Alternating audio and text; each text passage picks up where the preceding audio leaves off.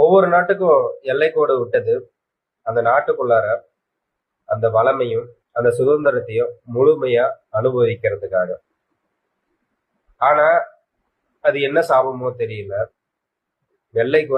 எல்லைக்கோடு வரையறுக்கப்பட்டதிலிருந்து எல்லைக்காகவும் எல்லை கோட்டிலுமே சண்டைகள் மூழ்கிட்டு. ஒன்று உருவாக்க முற்படும் போது அந்த உருவாக்கத்தின் காரணத்தை கண்டறிந்து அதை செயலாக்கம் செய்தால் அத்தனை நன்மையும் நமக்கே. Coming back to the topic, இன்னைக்கு என்ன டாபிக் பேச போறோம்னாக்கா, நம்ம சிந்து நதி ஒப்பந்தம்னுட்டு இந்தியாவுக்கும் பாகிஸ்தானுக்கும் ஒரு ஒப்பந்தம் 1960 போட்டுச்சு.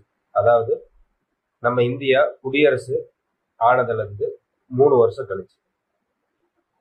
இப்போ இந்த டாபிக் எதுக்கு அப்படின்னு கேட்டீங்கன்னாக்க, ஒரு 2000 காலகட்டத்துல நம்ம தமிழ்நாட்டுல பரவலா மின்தடை அதிகமா இருந்துச்சு. அதுக்கு என்ன காரணம்னா, நம்மளுடைய மின் நுகர்வு, நம்மளுடைய மாநிலத்தோட மின் உற்பத்தியை பொறுத்தே நாம பயன்படுத்தி கொண்டிருந்தோம். இந்திய மின்வழி பாதை நம்ம தமிழ்நாட்டை சேர்ந்ததுக்கு அப்புறம் தான் அந்த மின் தட்டுப்பாடு குறைஞ்சிருக்கு. அது எல்லாருக்கும் தெரிஞ்சதுதான், தெரியாதவங்க தெரிஞ்சுக்கணும்.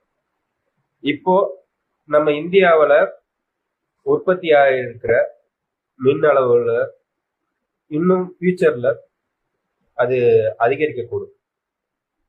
அதை கருத்துல கொண்டு இந்திய அரசாங்கம் சிந்து நதி, அந்த நதியில 1960 போட்ட ஒப்பந்தத்தைப்படி ஒரு 2